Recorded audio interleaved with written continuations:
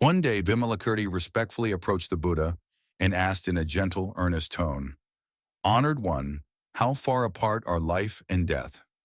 At first, this sounded like a simple inquiry, but it reached into the deepest truths of existence. The Buddha did not answer right away. Instead, he picked up a leaf that had just floated down from the tree above them. Cradling it in his hand, he paused for a moment, then asked, "Vimalakirti, where did this leaf come from?" Vimalakirti examined the leaf and replied calmly, "Honored one, this leaf fell from the branches of the tree above. It once absorbed sunlight, drank in water, and drew nourishment from the earth so it could grow strong." He had barely finished speaking before the Buddha nodded thoughtfully and asked a second question. "So, is this leaf now dead?" Caught off guard, Vimalakirti paused. He took a closer look at the fallen leaf and realized it was not brown or shriveled. Instead, it seemed to hold a subtle, lingering vitality. He drew a slow breath and answered, "Although it's no longer attached to the branch and can't take in sunlight like it did before, it will return to the soil and become nourishment for the earth. It might appear to be gone, yet it also seems it hasn't completely vanished. It left the tree, but it hasn't lost its meaning. It still exists in another form." The Buddha smiled, looking pleased with Vimalakirti's words.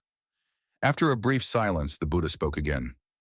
"What you've described is the heart of life and death.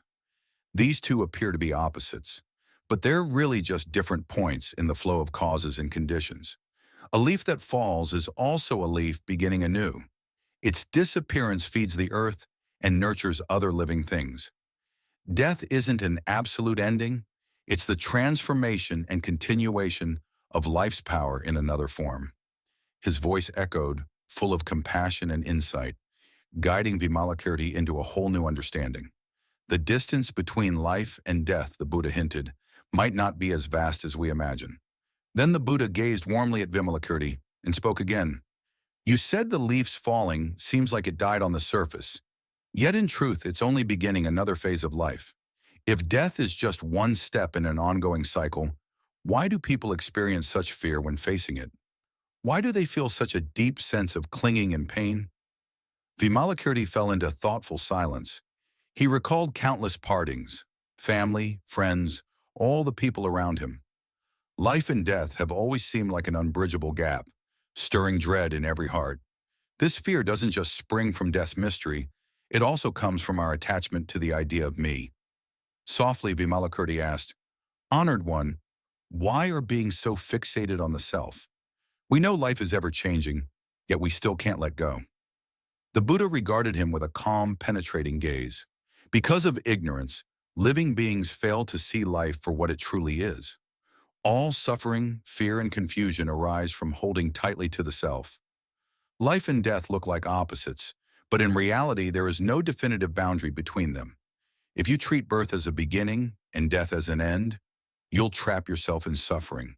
Once you realize everything is woven from interdependent causes, you see that life and death are part of an endless cycle. His voice felt like a clear stream flowing straight into Vimalakirti's heart. The fear people feel in the face of death comes from misunderstanding the self. They believe they exist as a separate, permanent entity, an I that will be destroyed at life's end. That's why they refuse to let go and remain caught between living and dying. But in truth, what you call I isn't independent. It's a product of many factors coming together. Birth and death are simply the outward signs of those factors changing. Vimalakirti remained silent for a while. Each of the Buddha's words seemed to strike a chord deep inside him. Was it true that the pain of life and death arises only because people fail to grasp how everything is in flux and woven by countless conditions? If life and death aren't so far apart, then what does death really mean? Is it an ending, or is it some kind of beginning? He thought of the leaf again. Though it had fallen from the branch, it hadn't lost its deeper purpose. It provided nourishment for the soil so new life could grow. Perhaps the essence of birth and death is exactly what the Buddha had explained. Only by seeing beyond our stubborn sense of self can we grasp that life and death are simply different states in a shifting web of causes and effects. The Buddha's eyes grew more profound as he once again glanced at the leaf, as though seeking deeper wisdom in its delicate veins. After a moment, he asked quietly, Vimalakirti, you mentioned that life and death don't seem to be truly separate. If birth and death are just transitions in a flow of causes and conditions, what force drives that flow? Vimalakirti took a steady breath, hoping for more guidance. She thought about all the ups and downs of the world, the sudden twists of fate. What pushes living beings to drift through the circle of life and death? The Buddha pointed toward leaves floating along a gentle stream and said, "Look at that leaf, carried by the current. Why does it move in that direction?" Watching the leaf on the water, Vimalakirti answered softly, "Because the water carries it. The flow determines where it goes." The Buddha nodded. Exactly. Beings are much like that leaf, carried along by the powerful current of what we call karma. You may think you control your own destiny, but in truth, the causes and conditions you've set in motion are guiding you. Karma comes from your actions, words, and thoughts. Whether good or bad, it will come back to you when the time is right. Vimalakirti closed her eyes and absorbed the Buddha's teaching. She realized that every joy or hardship in life has its roots in past deeds. Birth, death, pain, and even everyday encounters are all part of an intricate web of causes and results. Sensing her reflection, the Buddha spoke kindly. So many assume they can control fate, yet it's often their own cravings, anger, and ignorance that truly steer the course of their lives. Because people cling to the idea of self, these forces silently take hold, generating an endless chain of actions that yield corresponding results. Karma isn't something outside of you. It's born from your own attachments.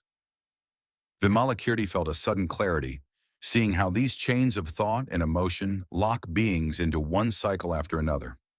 Greed, hostility, and blindness to the truth keep fueling the wheel of life and death.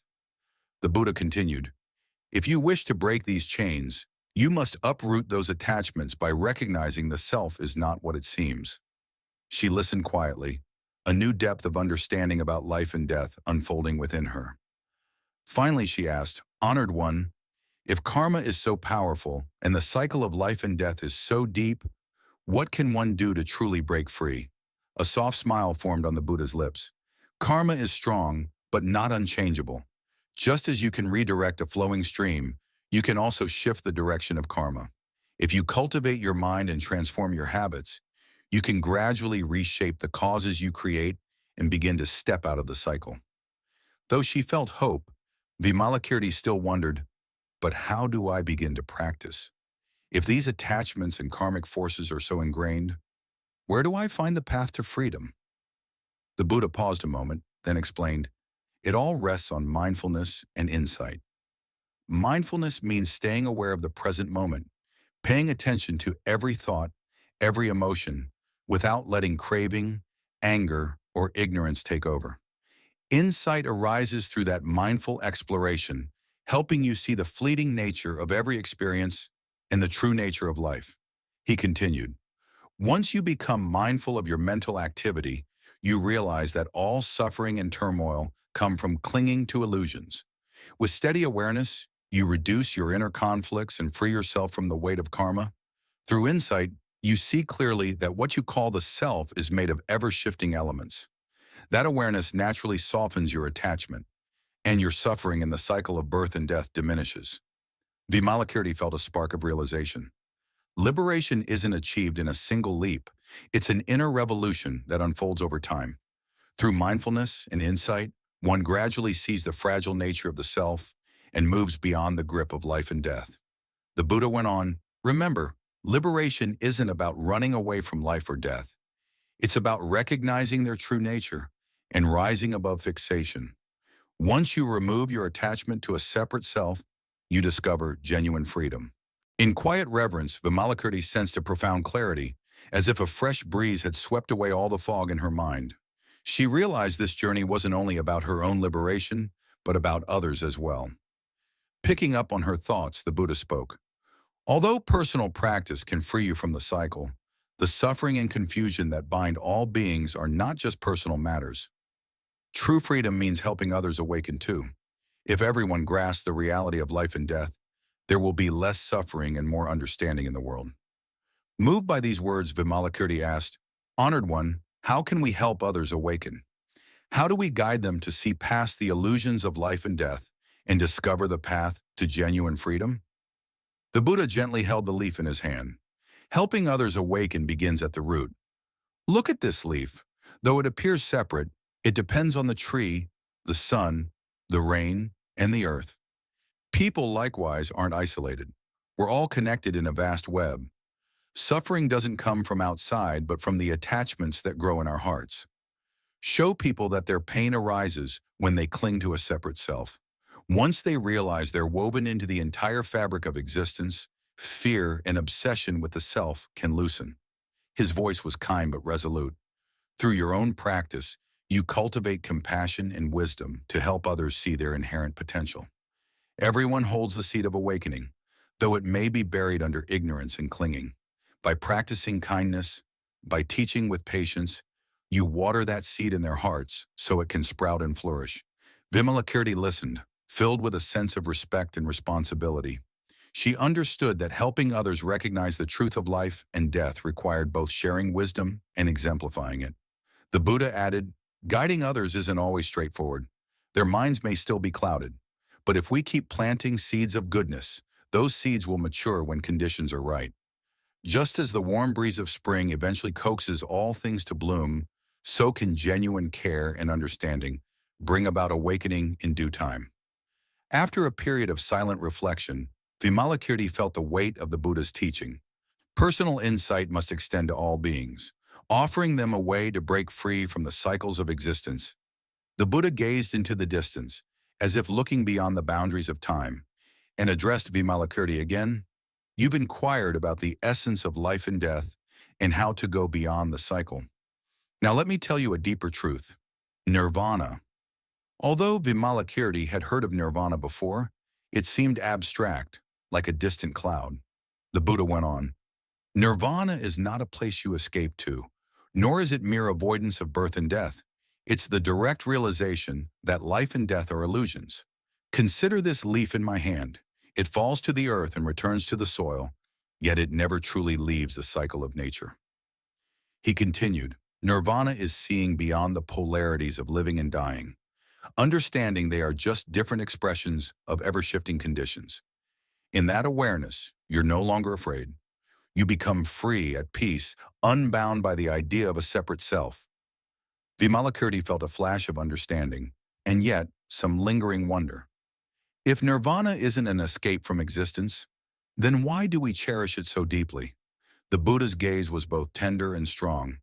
Nirvana is a realization, not a retreat. It's a freedom gained by seeing how everything is woven together. People remain caught in fear of death because they cling to the self. When you recognize that the self is a mirage, constantly forming and dissolving, you discover that life and death aren't fixed. Nirvana is the absence of fear and fixation, the experience of true serenity and courage. At last, Vimalakirti began to see what nirvana really is. Not an ending, but a clarity that cuts through all illusions. The Buddha's voice softened. Nirvana doesn't mark the final stop. It's a renewal. A leaf may return to the soil, but that's not the end of its journey.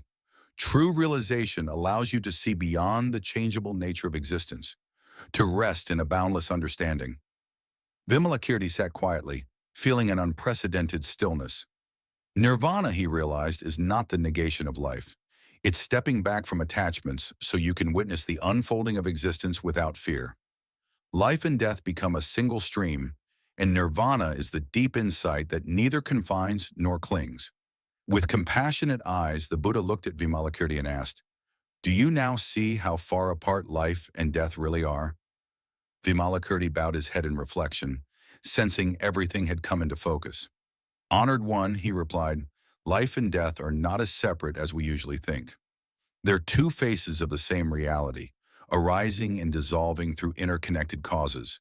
The self is what traps us, and by seeing through this illusion, we realize that life and death are not divided by any real distance, only by our perception of coming together or falling apart.